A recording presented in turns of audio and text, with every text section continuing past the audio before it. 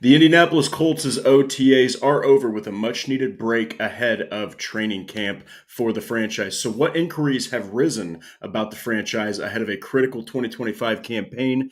Can Indy find solutions? And what questions do you, the fans, have for us to answer? Well, let's talk about it. Welcome to the Horseshoe Huddle Podcast, presented by Indianapolis Colts on SI.com. My name is Drake Wally. I am a co-deputy editor for the site and co-host of the podcast. Now, Noah Jaber, the typical co-host, he's actually on vacation. Wish him the best in North Carolina. He's definitely living it up down there. But I decided to, bring on a special guest. Didn't really want to reveal who that was. You might know him. He's a pretty big voice in the Indianapolis Colts sphere. Fellow analyst, writer, and former co-host of the Horseshoe Huddle, the one and only Andrew Moore. There he is. Andrew, it has been too long since you have been on the show. I think last time it was for a draft analysis live. How the hell are you doing, my friend? Please take the stage. It's good to see you, Drake. It's good to be back here on the Horseshoe Huddle podcast. A little bit different, though. Drake as the host, me coming in as the analyst co-host, but I couldn't be more excited to be here, joining you guys again in the dog days of the offseason, nonetheless. But hey, Colts fans are always going to have questions, and we're ready to give answers. So I'm so glad to be back. Thank you for asking me to fill in for Noah. We'll see if I can actually fill his shoes, but excited to be back with you guys, and excited to see the chat as well.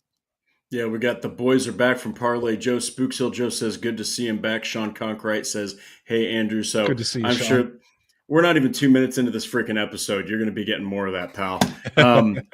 But yeah, we decided to do one of these mailbags because, number one, full disclosure, it is, like Andrew said, this is when the dog days are going down, and they're not even coming back, I think, till late July, the 22nd, I believe.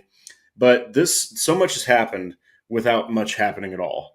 And so before we even dive into our episode here, answering the fans' questions, what do you make of this offseason? Give me just a rundown of some of the things you've seen and the overall feel with the franchise, because it seems like they've got more talent than I've ever seen them have in recent memory, but it's just such a question mark still. Oh, yeah, definitely. And it wouldn't be a Colts offseason without quarterback drama, right? And of course, everyone's going to talk about Anthony Richardson's shoulder injury until we get to training camp. And even into training camp, Drake, it's going to dominate the conversation no matter who you talk to.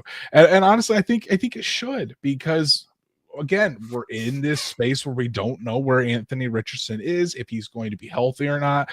All reports and all indications are he's going to be ready to go for training camp, but we know the Colts aren't going to just send him out there day one. Colts report on July 22nd. First practice is the 23rd. He's not going to go out there and participate in everything. They're going to slowly ramp him up. So how long does that ramp up period take? Does it take just a couple of days where he's doing individual, then he works into 7-on-7 and 11-on-11s, or is it going to be a week or so? And I I don't even want to talk about if Anthony Richardson comes into training camp and is still experiencing pain. Then we've got much bigger issues on our hands there. So that's obviously going to dominate conversation. I wish it wasn't. I wish we were going to have more of a straight up quarterback competition where we weren't talking about injuries. But right now, you would probably have to say that Daniel Jones has a leg up in that. And then besides that, I think there's really good battles all across this roster. You're talking about on the defensive side of the ball, especially, who's going to be that other outside corner opposite Charvarius Ward? Is it going to be Jalen Jones, or is Juju Brents actually going to ascend? Do we get a wild card like Justin Wally or Sam Womack? Who's going to be there?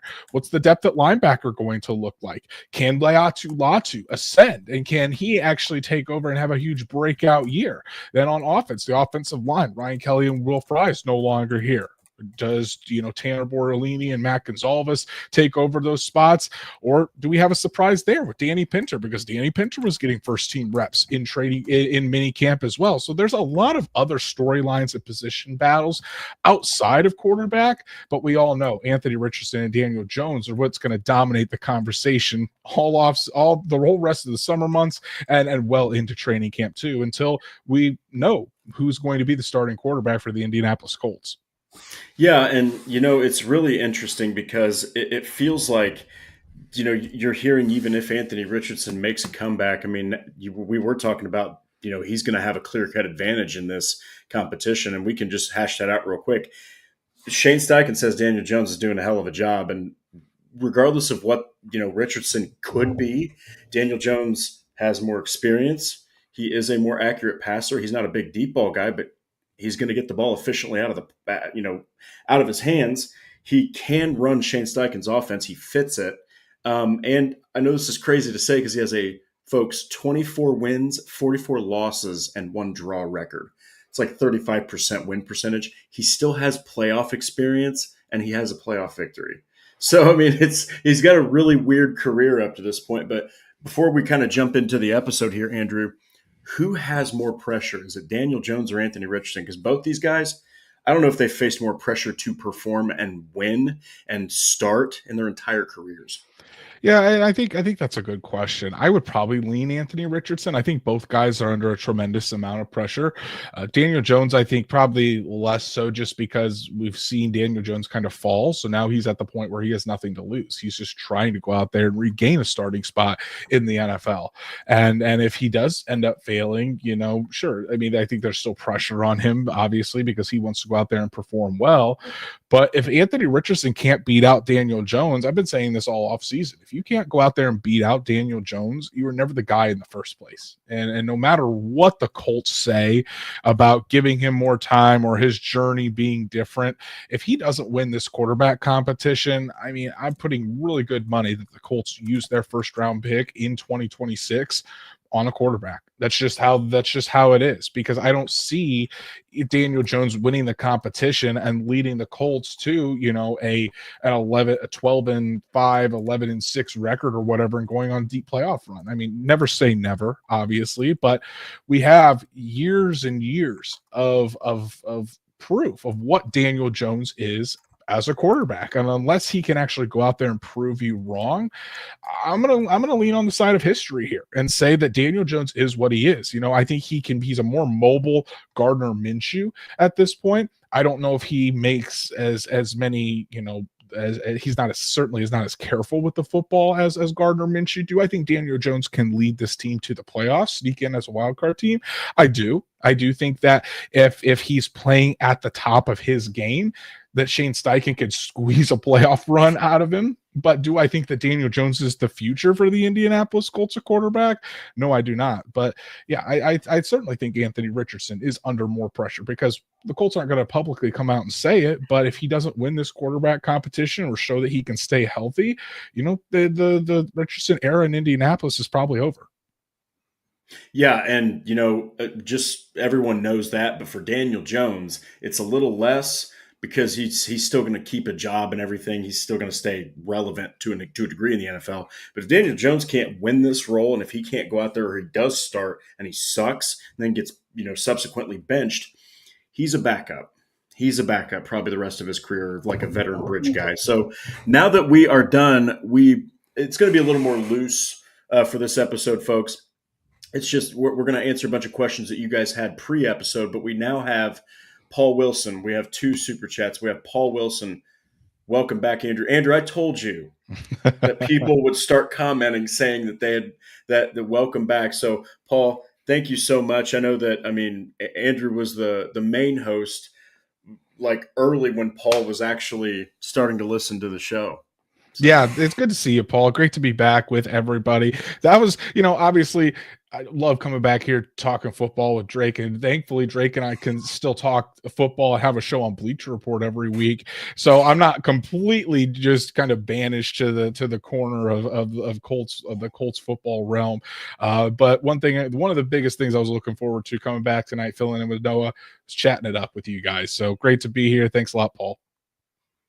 Yeah, thank you so much, Paul. And then, of course, the legend. From the top I can already see him. One and only CFO, still reigning Chief Financial Officer of the Horseshoe Huddle. It is freaking Patrick Rye. Just got here, and dear sweet baby Jesus, the original dynamic duo, has returned 6 to midnight. Andrew, I'll just let you address Patrick here. It's been a Patrick, while. you're an absolute legend. You're an absolute menace. Haven't talked to you in a while, so it's great. Great that I'm thankful that you are on here and joining us for this episode. I think Patrick's actually joined us a couple of times on Bleacher Report. Drake, I forget what his username is on there, but Jay, guys, you guys know Patrick is a menace on the Horseshoe Huddle podcast. He's equally a menace in Bleacher Report as well. So thanks, Patrick. Love you, bud, and good to see you. Nice, nice. All right, so we do have a question here, so we'll just jump right into the live chat here, guys. If you guys have questions, throw them in here. Me and Andrew are going to absolutely get to as many as we possibly can. We have, I believe, 12 that we got pre-show. Okay, James Sims, nice to have you here, James. Had a question for you, though. How do you think Daniel Jones is going to do if he's our quarterback one this year? We will briefly answer this. I think Andrew kind of alluded to it. This could be a playoff team, all right? But here's the deal with Daniel Jones. And you can kind of bounce off this, Andrew. He's never thrown more than 24 touchdowns in a season, okay? That was his rookie year. And he also, his best season was 2022, where, yes, he was efficient, and he looked really good operating the offense. He also had 15 touchdown passes, man. I mean, he had like 300 plus completions for like 3,150 passing yards, which just shows that he's not a deep ball guy, not an explosive thrower of the football, but he did look really good running the ball. It's just he hasn't had to like try to do everything, but he also just hasn't been in good enough. I guess he hasn't operated well enough to do that. So what are your thoughts on that? I know that you kind of mentioned that he could lead them to the playoffs. Yeah, I do think that the Colts can be a wild card team with Daniel Jones as the quarterback, because I think the supporting cast around Daniel Jones is honestly really good. I'm excited about this team, excited about the guys that they got in the offseason on defense. Add Charvarius Ward, add Cam Bynum, another year for Laiatu Latu, and you bring Lou Anarumo over here. And I think this defense is going to be much improved. And then, the weapons that Daniel Jones is going to have at his disposal, I think it's the best supporting cast that Daniel Jones has ever had. Certainly, I don't know if Jonathan Taylor and New York Giants Saquon Barkley are probably close to the same level, but the wide receiver core, tremendous, much better than what you had or what he had with the New York Giants. Tyler Warren, I can't wait to see what Tyler Warren does as well. But the ceiling for this team with Daniel Jones is just so low. I mean, you're not going to see as explosive of an offense as you would with Anthony Richardson. As well as and as far as the deep shots to Alec Pierce and being able to just be aggressive. Daniel Jones' average depth of target that year, Drake, that he had so much success with the Giants. Stats, Matt, you're gonna have to correct me if I'm wrong, but I think it was an abysmal like 5.5 average depth of target. I mean, he was the check down king. Now, that's might be able to move the chains, but you're not going to see that explosiveness with this offense. So it's kind of kind of what we would see back in 2023 when you had Gardner Minshew, except you're going to have that quarterback run element. So, and I think, that's probably good enough to get into the playoffs, but is it good enough to have a deep playoff run? I just don't see it. So, I think Daniel Jones can be serviceable, but serviceable isn't what you want if you're the Indianapolis Colts. You want the answer at quarterback, and you really want Anthony Richardson to work out, so that way you have that answer. Otherwise, it's back to the drawing board, and potentially this team could be blown up in a year or two.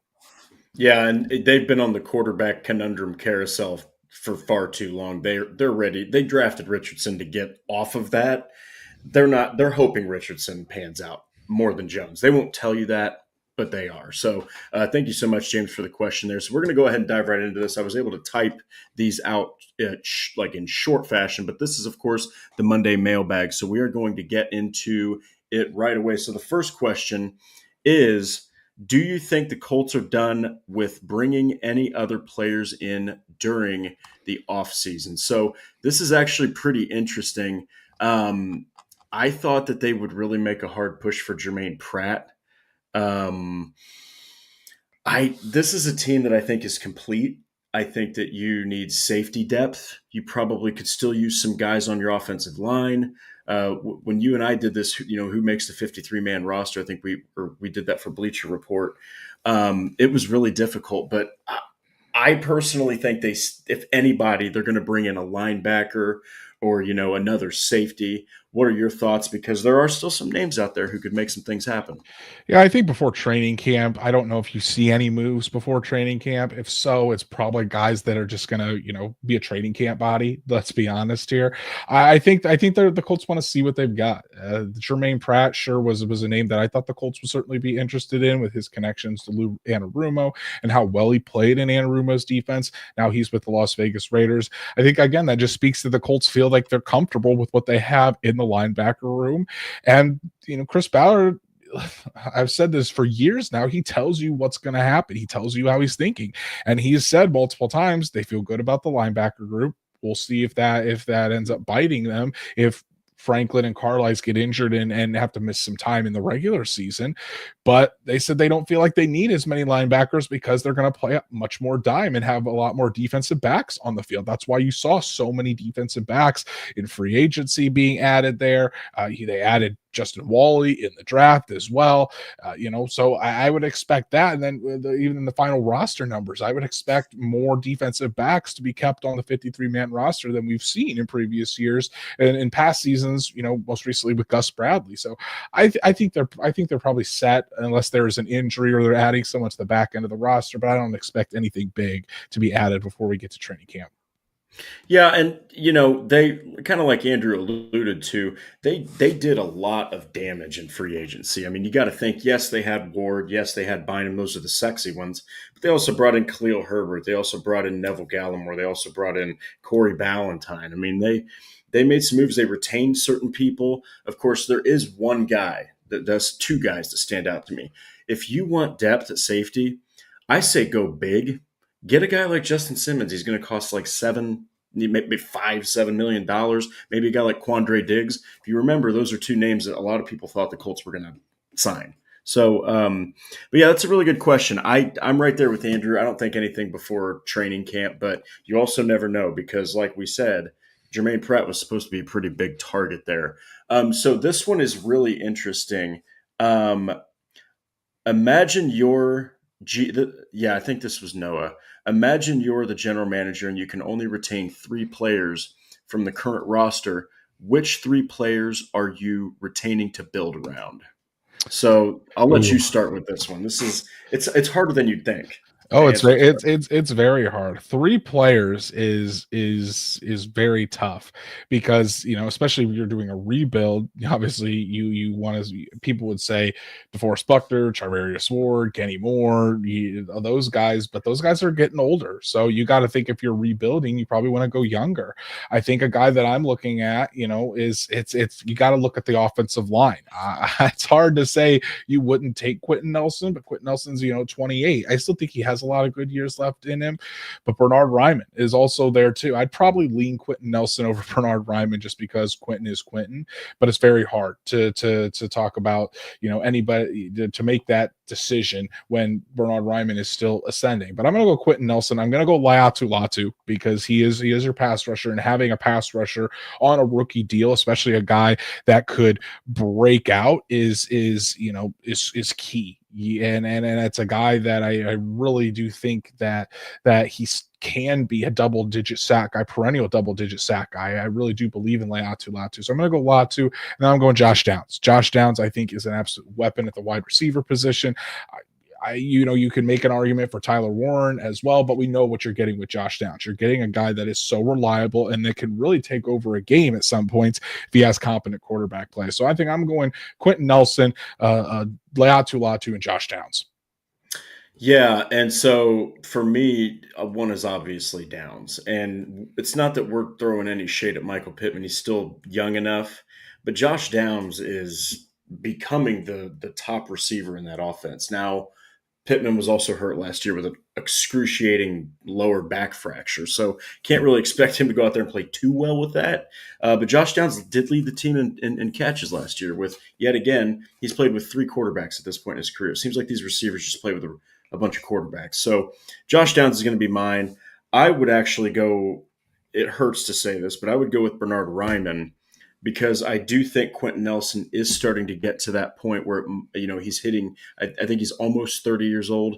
But Bernard Ryman, man, what an ascension! He's been a hell of a left tackle. He was thrown into the fray in 2022. There were a lot of doubts about him. All he needed was just experience and on-field play.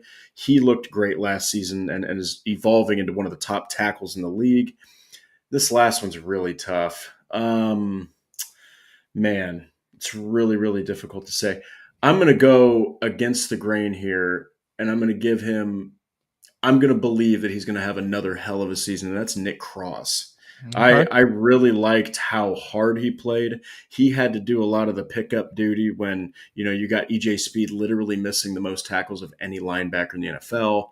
And here comes Nick Cross, picking up the slack. He had tackles for losses. He had interceptions. He had passes defended. He can improve coverage.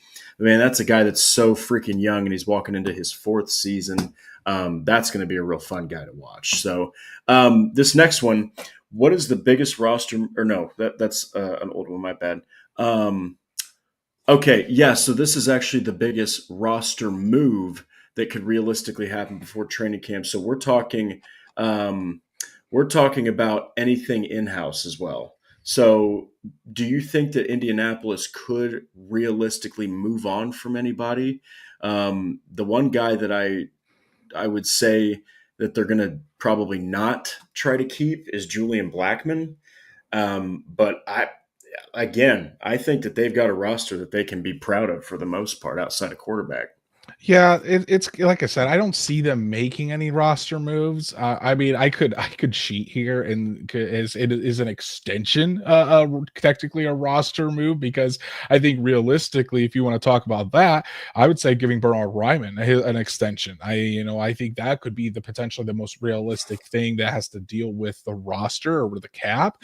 But as far as any moves of anybody being released before training camp, I mean, unless someone gets in really big trouble off the field, I don't see that, or unless there's a major injury to one of the starting guys. Again, I just don't see any moves being made.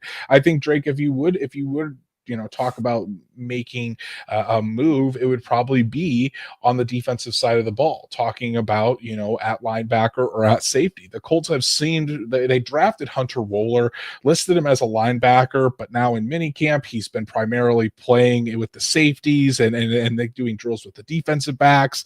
So that's kind of where I think your safety depth is going to come in. I think Hunter Wohler is going to primarily play safety and kind of be with those defensive backs, maybe rotate down as a dime linebacker on certain packages, but he's going to be a safety. So I would still say it's linebacker, if anything else. But again, the Colts really like where they're at the linebacker spot as well. So I don't see any moves being made. I could say a cop out with an extension, but if there is a move that's going to be made, I would say it's going to be linebacker, maybe outside chance it's offensive line, because you're always looking to add depth on the offensive and defensive line. Yeah, and I'll just because we kind of answered this question, but I'll say that Indianapolis needs to give Bernard Ryman an extension. The last thing you want is a young, budding left tackle to be able to get the market tested. Like, because then the Colts, that price is just going to go up. Right now, they can kind of talk about it internally with Ryman without any outside interference. If they let him go to the market, that's just going to be absolutely crazy. So, Past um, couple of years, the Colts have been very comfortable to let their guys test the market. Michael Pittman, Grover Stewart, Kenny Moore. They've been more than willing to let their guys test the market. Pittman, they franchise tagged him, but they've been willing to let guys hit free agency to kind of get a gauge on what their market is before bringing them back and re-signing them. Man, what a ballsy move. You know what I mean? Like that's really, really risky. But as Andrew just pointed out, the Colts have not really been bit by it yet. So this next one, I like this question. It's very simple. Can Jelani Woods make a comeback? Um, it is so hard to say because he hasn't played a snap in 2 years. Um, but I want to say I want to say that right now, guys, and tell me if I'm wrong, Andrew. You've got Tyler Warren, you've got Mo Alley Cox, you have Drew Ogletree. Those three are staying on the roster. Will Mallory is starting to show out in OTAs offseason. We talked about it, Andrew. He's actually looking like a piece of this offense, kind of similar to his rookie year, but could be bigger and more explosive. Think about that guy's a vertical threat at tight end. That's a nightmare. So he's definitely going to find a way onto the roster. Right now, Jelani Woods is like tight end 5 or lower. So do you think that he could make a comeback? But more realistically, do you even think he makes the roster? I think comeback needs to be more like, defined. What qualifies as a comeback for Jelani Woods? A comeback meaning just to stay healthy for a season since he hasn't played a game in 2 years, or can we see Jelani Woods become a threat at the tight end position? I think there's a chance that he could stay healthy, but at this point the Colts have made their decision. If they had faith that Jelani Woods could be their tight end of the future, they wouldn't have spent the 14th overall pick on Tyler Warren. Guys, Tyler Warren is going to be here and be the Colts tight end for a very, very long time, especially with how quickly he has picked up this offense, how quickly he has assimilated himself and picked up the pace of the game. Tyler Warren, I've heard, is taking the majority of the tight end 1 snaps in OTAs and mandatory minicamp. It's not going to be long before he really locks that down. So can Jelani Woods make the roster? Absolutely. If he has a really good training camp, I think he can, and he can serve as a potential, backup tight end. And I think, there's a chance that does happen. However, a comeback as far as him being a every game threat, I just don't see it. I got to see him stay healthy. It's kind of like with Anthony Richardson. You got to see him stay healthy before you talk about anything else. And Jelani Woods, we have that 2022 season where he showed some flashes, and that's it. We haven't seen him on the field. And when he has been on the field in training camp in 2023 and 2024, honestly, he hasn't been that impressive. He had a lot of drops. He's been running the wrong routes. He can't beat out, Drew Ogletree or Mo Alley Cox, Kylan Granson for first team reps in those training camps. So at this point, I think if Jelani Woods is going to be a tight end 1, he's got a better chance of doing it elsewhere than with the Indianapolis Colts. Yeah, and look, Jelani Woods has freakish athleticism. Of course, the Colts, in past years were, it seems like, obsessed with exclusively getting those types of guys. But I mean, Jelani Woods, sure, like Andrew said, there was that Kansas City Chiefs game. I think he caught 2 of the touchdowns, even the one that, put him ahead from Matt Ryan. But that's like the one game where you were like, whoa, this guy's got some skill. Of course, he had a QB trio that year, but it's really about last year and the year before. It just seems like, 1, he can't stay healthy. And 2, I like how you brought it up, because when we were there at camp, you weren't talking about Jelani Woods doing anything. You weren't like saying, "Wow, did you guys see the play that Jelani Woods made?" In none of our articles were we talking about Jelani Woods looking like his 2022, high potential self. Right. So it's like it's going to be tough for him to make the roster. I mean, 5 tight ends, man. I think that's a little excessive. I think somebody mentioned it here in the chat. Can't find it, but if you're able to get the most out of Woods, maybe somebody else doesn't make the roster. Maybe they're just like, wow, he could be a backup tight end. But I do think Jelani's time, if it's not already over, man, he's got to fight for a roster spot. Don't worry about a comeback. A comeback for him is just simply staying healthy and making the roster. Well, and Jelani Woods, he turns 27 in October. So it's not like he came into the league at 20 years old like Anthony Richardson or Nick Cross, and he's just now entering his age 23 season. Jelani Woods was an older prospect coming out, and now he's could be, getting close to the back end of his career as well, if theoretically. So yeah, I would say there's a more, he needs to focus on at least just making the roster first of all, and then you can talk about him maybe helping out the offense here and there. Yeah, well, we'll have to see, because it's definitely there's pressure on a lot of these guys, and we talk about Richardson and Jones, but Woods is another guy that does have pressure. So this next one is just straightforward. What is your Tyler Warren stat prediction? Now, I wrote a piece on this, and I'm pretty confident in mine, but the thing is, you have no idea, because the quarterback situation, this is just honesty. If it's Jones, it might favor Warren more. If it's Richardson, who knows? So what are your thoughts? Just give me a straight line prediction if you got one. Oh gosh, this is tough. Put me on the spot here. It's But hard. it can't get any worse than what it was last year from the Colts tight end group, right? I would expect Tyler Warren to have a much bigger role than those other tight ends did as well. Do I think that he's going to right out of the gate get 80 catches for 900 yards and 10 touchdowns? No, I don't think so, because I think, while Tyler Warren can be a fantastic tight end, there's still so many question marks about who's throwing him the football and how they're going to perform as well. So I think a safe benchmark that you could put on Tyler Warren, I think would be around probably 35 to 40 catches for probably around 610 yards, and then probably 5 to 6 touchdowns. I think that would be an excellent season for Tyler Warren. And if you're a Colts fan and you get that out of Warren in his first year with Daniel Jones and Anthony Richardson playing quarterback, I think you take that any day of the week, and then you'd be super excited for what you have at tight end for the future, as Tyler Warren's just going to continue to get better as the years go on. Yeah, and that's a realistic stat line. And look, I understand, what Andrew said might not sound incredible. 35 catches, this dude's a rookie tight end, man. And 35 catches is 4 catches less than all 4 Colts tight ends last year. Okay, so Mhm. like that's a pretty big step in the right direction. I actually had a little higher, 57 receptions for 688 receiving yards, 65 rushing yards. That's probably, I'd say that's pretty realistic. And 11 all purpose touchdowns. That's shooting a little high, but I had 8 receiving. Okay. I didn't even include the rushing statistics because of Tyler Warren taking snaps as a wildcat quarterback or anything like that. But yeah, I mean I would assume that Tyler Warren is going to have a really solid rookie season, and 35 to 40 catches. Last year, Alec Pierce had 37 catches. So it's just you gotta. It's not just how when you're doing these stat predictions, you're not only evaluating, especially for a receiver or a tight end, how good they are as a player, but you also have to take in account who's throwing them the football for a lot of this. And I think it could be much higher, it could get around 50, 60 catches for Tyler Warren, 700-800 yards even. But again, you got to have better quarterback play than what we've seen. And if Daniel Jones can go out there, and if he is throwing the ball short and Tyler Warren ends up being his safety blanket over the middle of the field, he could hit those marks very, very easily, Drake, and it wouldn't surprise me at all.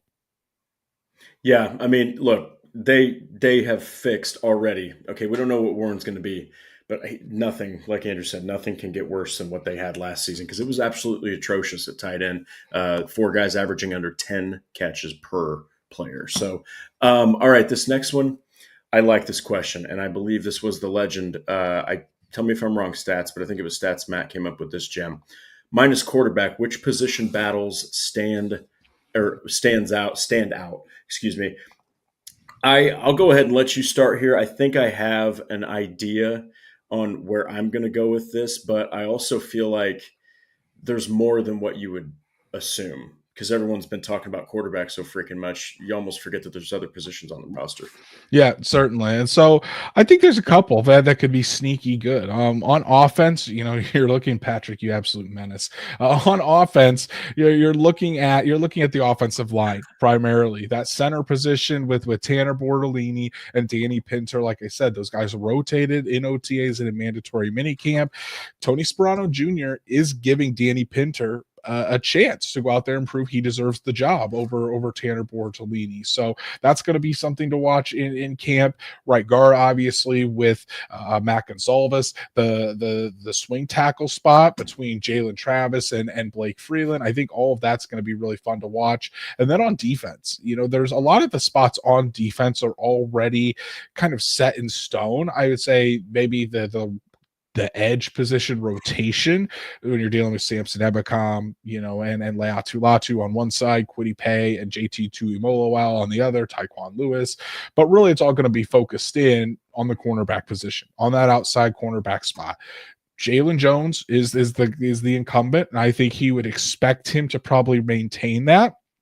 But that competition with Juju Brents, and I'm telling you guys, Justin Wally is going to play a role in this. Justin Wally is certainly going to play a role in this. And if for that starting spot, and it wouldn't surprise me if we see Justin Wally become the fourth cornerback, a guy that could play outside in base or a nickel, and then if he wants Lou Anarumo wants to put him inside when they go to dime, and then you have Jalen Jones or Juju Brents on the outside. This defense is going to be very unpredictable, and you're going to see a lot of rotating and a lot of different lineups that you probably aren't used to, especially with how vanilla Gus Bradley was for so many years with the Indianapolis Colts. So that's probably my favorite position battle to watch for in training camp, is who's going to be that other outside corner. Likely going to be Jalen Jones, but I'm not discounting Justin Wally. Juju Brents, we'll see. Sam Womack's going to play a role. It's going to be really interesting to see how Lou Anarumo uses those defensive backs, what those rotations look like, and how he's going to put those guys in the best position to succeed. Yeah, and you covered pretty much all, I think, all of the prominent ones. There's one that it's just because they don't have a lot of depth at this position, and it's safety. I want to see who wins out between Rodney Thomas II and Daniel Scott if he can stay healthy. Oh yeah. I would like to see more depth at safety. I know you have Hunter Wohler, and of course you do have Scott and Thomas. Scott hasn't been able to play. He's very similar to Jelani Woods. Missed the last 2 seasons. And Rodney Thomas II used to be a starter, but that was on a defense that I don't really think knew what it was doing in Gus Bradley's first season. And then, of course, the wheels fall off, and he's really not that good of a football player. So I will be keeping an eye on like which one of those two can win out. But yeah, I like that. And I also like that you brought up Juju Brents, because similar to Jelani Woods, Brents has played 11 out of 34 games, Andrew, and he could be on the outside looking in at some point if he can't look good in camp. That would be kind of crazy. If like, don't you agree? Like, you're looking at your former second round cornerback, okay, and all of a sudden it's like, what the hell? He's on the latter part of the cornerback depth chart. Do you think that could spell like a trade, a cut? I mean, he's on a rookie deal. Like, what do you think that would mean if he just descends into the abyss and he's like one of the backups or something like that? Because he's on the fringe. Yeah, you never say never. I don't see a trade materializing unless there's a team that really is hurting for cornerback help. Say they get hit with a barrage of injuries throughout training camp in the preseason, because Juju Brents his it's not like you're going to fetch much outside of maybe a late 7th round pick for Juju Brents. So I think the Colts still like him. They haven't given up on Juju Brents, and he's certainly going to have to, I think, earn his role for sure. All these cornerbacks are in this new defense, but it's now or never for Juju Brents. You can't just look at him and say, oh, he's the local guy, we'll give you a chance, or he's a 2nd round pick, we'll continue to give him a chance.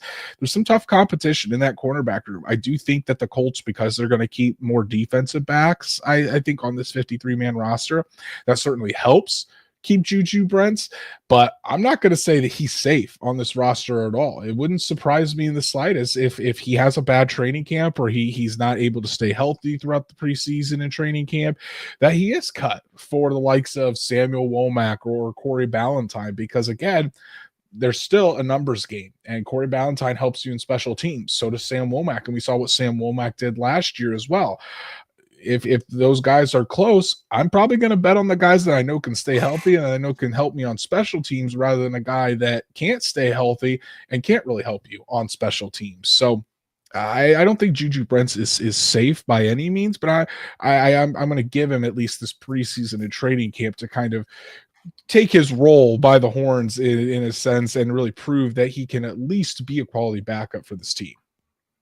It's very fair. That's very fair. I think that it'll be interesting, because Juju Brents, he really does. He's got no tie to Lou Anarumo. Lou Anarumo also prefers speedier, quick, like kind of twitchy cornerbacks. Don't get me wrong. He's not going to shy away from a guy that's as athletically gifted as Juju Brents per se, but he has no ties to him. So we'll have to see. That's going to be an interesting one. But this next one, and you kind of just alluded to it, but who do you think might be a surprise cut candidate, and who do you think fills in on the team? So I think that you just mentioned it. Juju Brents is one. Perhaps you might even say the same thing about Jelani Woods. But outside of that, it's pretty difficult to say because I'm looking at their depth chart right here. And while you could say that, certain guys like Adetomo Adebaware, you're like, well, he hasn't really done anything, but you also need depth at defensive tackle. You could say guys like, dare I say it, Rodney Thomas, but again, you need depth at safety. There's just so much that they've worked really hard to give depth to this roster that I think that you're only going to cut someone if you're like, look, there's nothing they can do for us at this point. We have plenty, to spare at the position, and we're good. But I agree with what you said last time. I'd say if he doesn't perform, Juju Brents, that's probably the most prominent one that might surprise some people. Yeah, for me, it's a lot of the guys we've talked about already tonight. Juju Brents, Jelani Woods. I think those guys are certainly on the hot seat and could be cut candidates. You mentioned Rodney Thomas II. I think he's safer than people think just because of the lack of depth there at safety. And then whether it's right or wrong, the Colts do have confidence in Rodney Thomas II. I do know that. Patrick kind of picked my surprise candidate that I was going to mention, and that's Khalil Herbert, because the running back 2 battle, I know people are saying it's Khalil Herbert versus DJ Giddens, and I do think that's what it will be, and I do think DJ Giddens ultimately will win that. I'm not going to say that it's with 100% certainty Khalil Herbert is going to be on the 53-man roster. I think he will. But it would also, if Tyler Goodson goes off and the Colts feel like Tyler Goodson brings more to special teams than Khalil Herbert does, and DJ Giddens, they're really confident that DJ Giddens can be that guy, you could see Khalil Herbert not make the roster. But I think when we did our way too early 53-man roster prediction back after the draft on Bleacher Report one night, I didn't have Adetomo Adebaware making the 53-man roster. I do because, like I said, I really believe, and watch, I say all this and I'm completely wrong at the end of August.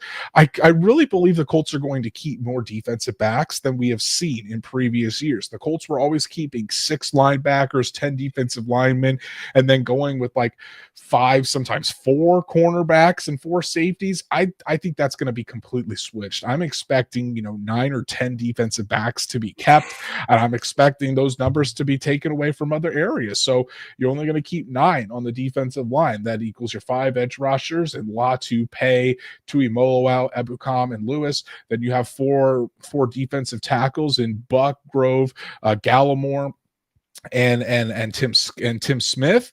Adetomo Adebaware could go. And then the linebacker, Zaire Franklin, Jalen Carlisle, Cam McGrone, Joe Besti, and Saguna Luby. That's only 5 there. Then you could keep another defensive back. I think that there's going to be a numbers game there because the Colts are going to play so much dime and Lou Anarumo wants as many defensive backs as possible. Those numbers are going to come from other areas on the defensive side of the ball.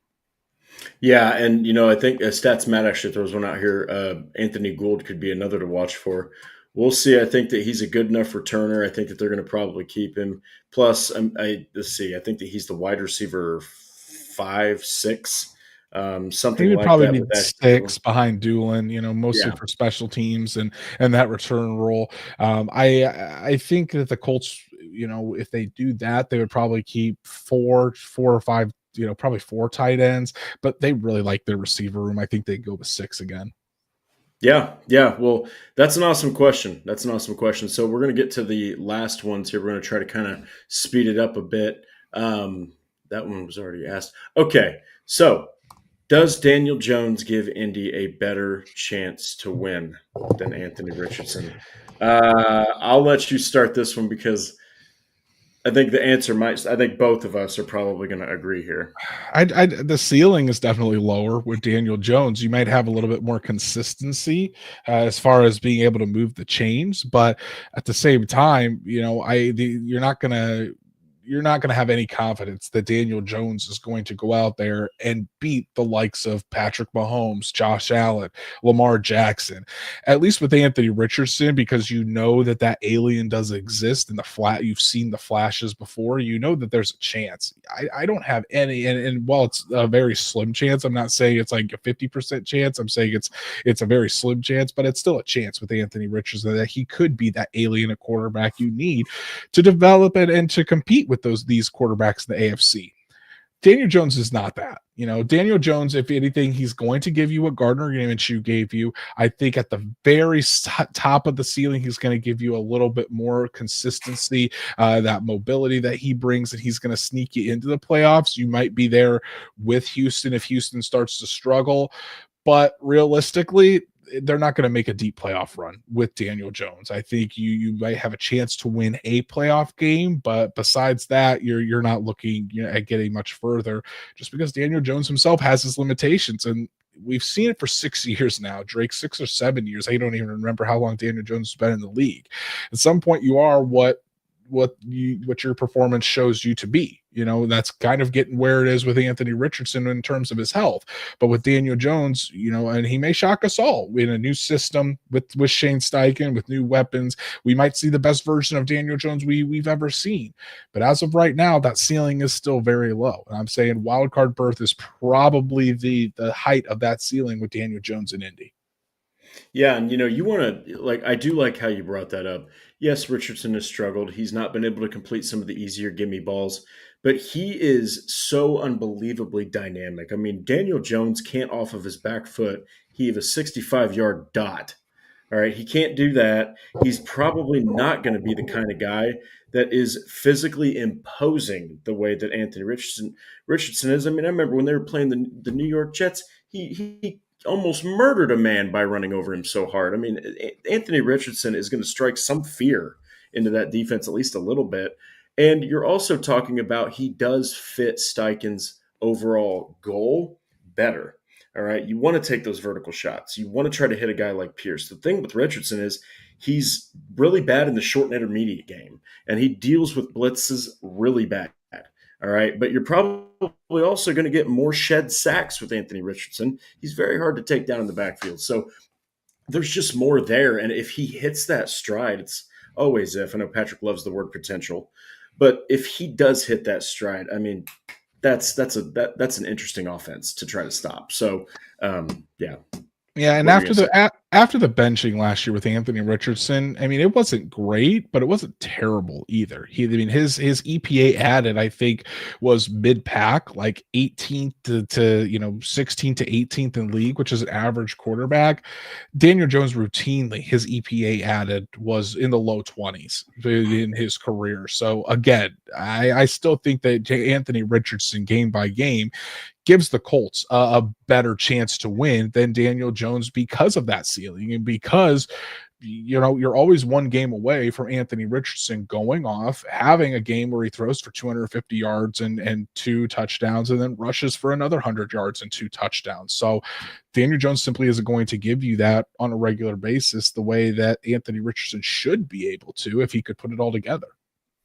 Yeah, and look, people, I know that the injury and the soreness in the shoulder, which he is fine based off of all the reports that have come out. I understand that he's been a pincushion. He's only played 15 to 34 games, and last year he just was kind of a mess, honestly. But like Andrew said, there were a couple games, especially against the Patriots, especially against the Jets, where you saw what things can look like when he actually is putting things together. Okay, when he's over 60% completion, when he's able to hit those easy throws, that just opens up his strengths, which are running and throwing the deep ball. So it's just going to be all about the gimme throws, man. It's his accuracy. If he can get the accuracy down and just to simply put the decision making, it's going to be really hard for him to lose this quarterback battle. So this next one is interesting. Playoffs, but Anthony Richardson fails. Who goes? This was. I'm assuming, I didn't get context to this one, but I'm assuming it means like front office coach, players. Do you think this is exclusively Anthony Richardson, where they're like, Daniel Jones just got us to the playoffs? You're the odd man out here. I don't think that if they make the playoffs and with Daniel Jones, but Anthony Richardson does fail, and either he's injured all year or when he does play, it's really poor. I don't think you would see Carly Ursay Gordon and the Ursay sisters fire Chris Ballard and Shane Steichen after missing the playoffs. That's something that Dan Snyder would do. That's something that the Cleveland Browns would do. That's something David Tepper would do. That's something bad ownership would do. I don't think they would go that far. I think that would still mean that the Anthony Richardson experiment is effectively over. I think they would still try to re-sign Daniel Jones, unfortunately. I mean, I shouldn't say unfortunately, because he could, tear it up on the way to the playoffs in whatever world we're in. But I do think that still means you're looking for your long-term solution at quarterback, and you would probably have to use a lot of draft capital to get up and get that, make a move for a quarterback in the 2026 draft, theoretically, even if you do have Daniel Jones there, because Daniel Jones, you're not going to, after one season, you shouldn't put all of your eggs in that basket that he's going to be the long-term solution for you off of one season alone. So I don't think anybody would go after the Colts would make the playoffs with Daniel Jones, but I do think that, you're still looking at taking a quarterback very high in the 2026 draft. Yeah, and the thing is, like Andrew said, you can't just say, "Hey, this guy had 6 crappy seasons and turned around, got us to the playoffs, and 5 crappy seasons and one kind of like shaky playoff season." This guy's the quarterback of the future. I mean, don't forget, I know that everyone has said, maybe he can have a Sam Darnold type season. Sam Darnold also went to the playoffs and looked like old Sam Darnold. Okay, so it's just one of those things where if Jones does get you to the playoffs and you have a first round exit, what did you really accomplish? You know what I mean? Like, what did you really accomplish with this guy? So that would be a very difficult scenario to be in. But yeah, I think I agree with Andrew. As far as Ballard and Steichen, they're definitely staying. So Yeah. This next one here, I like this one. I didn't know if we had time for it, so I re-added it. But that is DJ Giddens have a solid Will DJ Giddens have a big part in the offense? What kind of year can he have? Yeah, So, I think yeah. I think that's an interesting question, Drake. And I do think that DJ Giddens is going to have a role in this offense. I think the Colts envision DJ Giddens helping take some of the load off of Jonathan Taylor. So we're not into December and we're already looking at Jonathan Taylor having 300 plus carries. And over the past couple of seasons, whether we like to admit it or not, Jonathan Taylor has missed a few games each of the last few seasons because of injury. That just happens in football, especially at the running back position. So you could probably expect DJ Giddens to be the top running back for at least a game or two this season, just based off how the past couple of seasons have gone for Jonathan Taylor. So, and I think he's capable of handling that. Do I think he could be a bell cow back for you this year? No, probably not. But the Colts aren't asking him to do that. They're asking him to be that change of pace, to give a spark, to allow Jonathan Taylor to get a breather here and there. And if he can show that he can be solid on third down and as a pass, in pass protection, as a pass catching back, we know what we've seen as a pass catching back where at his days at Kansas State. He admitted that the injury to his hand last season really hurt him in pass protection. If he can prove that was the case and he's a much better back at pass protection than what he put on film last year, yeah, he's going to have a role right away as that third down back, kind of taking that Trey Sermon role. And you could see him playing, probably between 25 to 20 to 25 percent of the snaps on any given Sunday. And then if Taylor does go down, you could see Giddens be the bell cow for that day. Yeah, DJ Giddens has a lot of potential. I know that you love that word, Patrick, but he really does. Me and Andrew are right beside each other in this, in this argument that he should have been taken. He really had like third, fourth round prowess, and the Colts got him in the 5th round. He's a very physical runner while also having an ability to make you miss. He doesn't have otherworldly speed, but while that is the case, he also has deceiving speed. Like, he doesn't necessarily look like he's moving that fast, but I mean, he can outrun some people. He's just going to be one of those running backs that he's actually weirdly been compared to Jonathan Taylor to a degree. He's not going to be a burner. He's not going to be the home run hitter that Jonathan Taylor, or even Naheem Hines were. But like we comped him in the Indy draft guide, Marlon Mack. He's a guy that's going to make you miss. He's going to get those chunk yardage, and he's going to hit a big play here and there, whether it's on the ground or in the passing game. Yeah. So that'll be interesting. We'll have to see here, but we're going to get to the kind of the eye rolling questions. I saved these two for last and realized that I think people are sick and freaking tired of hearing these questions. But someone did ask, is it Daniel Jones or Anthony Richardson to start? Point blank, if he's healthy, Anthony Richardson's going to start for the Colts. And I think me and Noah said this on a past episode, Andrew. Let's say hypothetically, Anthony Richardson's back, he's healthy. If him and Daniel Jones are on even playing field, and even if Daniel Jones is just a little bit higher as far as like his efficiency and his training camp, I still think they're going to go with Richardson, because if unless Richardson just sucks, right? Or Jones is just perfect, they're going to give him the benefit of the doubt. They invested a 4th overall pick in him. They married him to Steichen's hip. He is literally the system Steichen wants to implement. And he fits everything better. Plus, the sky is the limit here if things can get lined up. So I think Anthony Richardson would have to have an absolute derailment to not win that starting job. Yeah, if it's on an even playing field, where both guys healthy and everything like that, Anthony Richardson would end up being probably the starter, because I think with the work he's put in, this is what really sucks about this shoulder injury, is because I thought Anthony was set up to have a really good offseason and really good training camp, and I was excited to see the progress that he had made, and because he has really reworked his mechanics from the ground up. And this shoulder injury is, again, taking all of that away from us. And I know the question is if both are healthy, but guys, let's face it, they're not both healthy. Anthony Richardson isn't healthy. Anthony Richardson is already behind the 8 ball. He has missed out of the 9 practices between OTAs and minicamp. Anthony Richardson missed 7 of those. That means 7 out of the 9, Daniel Jones was taking all of the first team reps. That matters. Because, again, what did Chris Ballard say about Anthony Richardson? The number one thing he needed to prove had nothing to do with his mechanics, nothing to do with anything on the football field.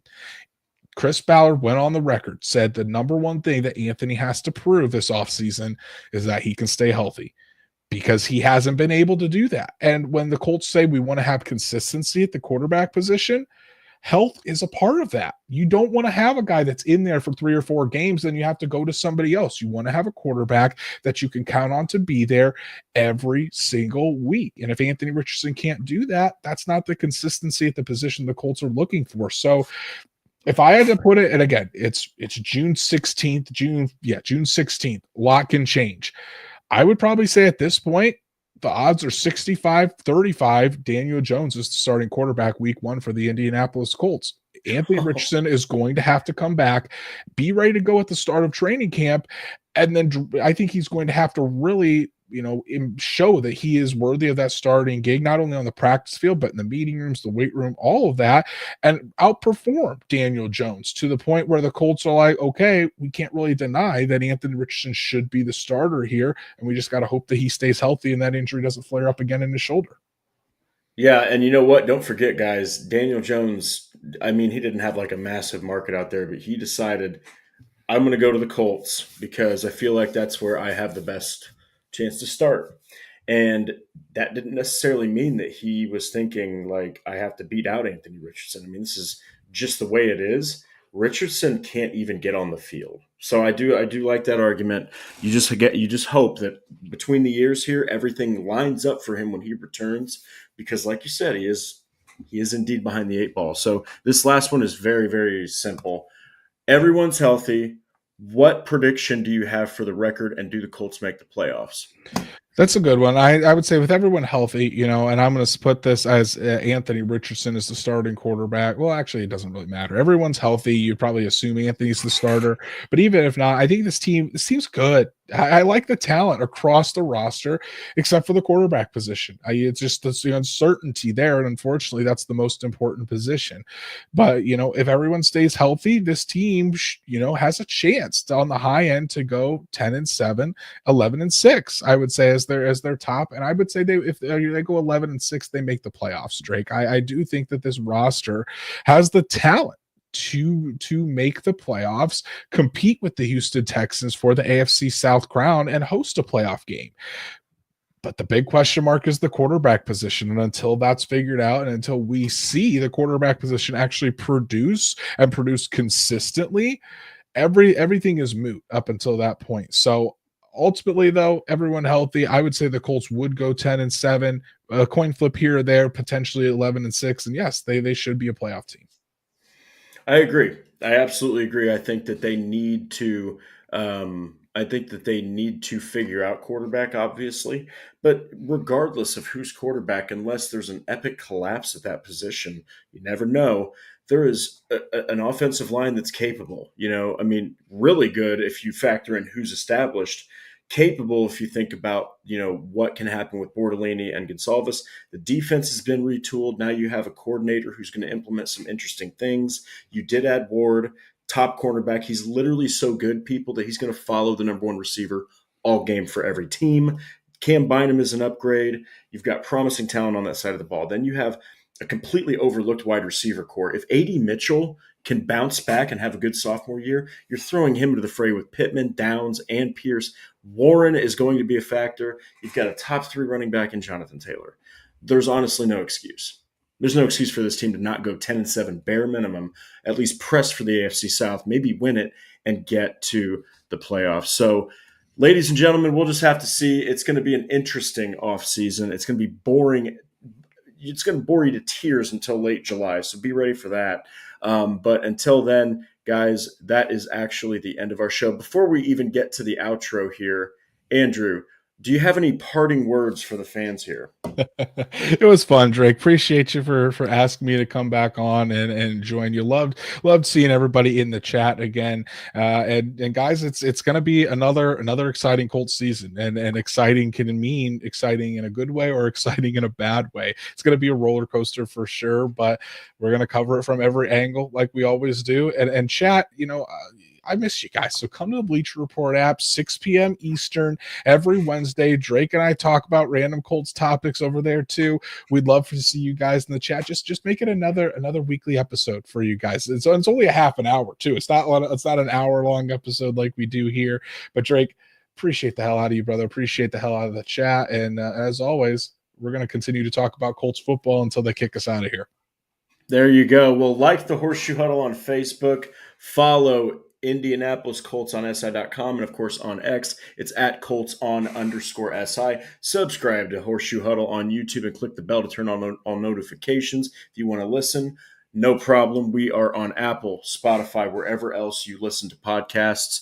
So, guys, we are going to take Thursday off. Noah's all the way down south, and it's the dog days of the offseason. Trust me, we're going to ramp up things, especially as training camp starts to get closer and closer. But from me, Drake Wally, and Andrew freaking Moore, we hope you all have a wonderful week, and we will be talking again next Monday. So enjoy it, Colts fans.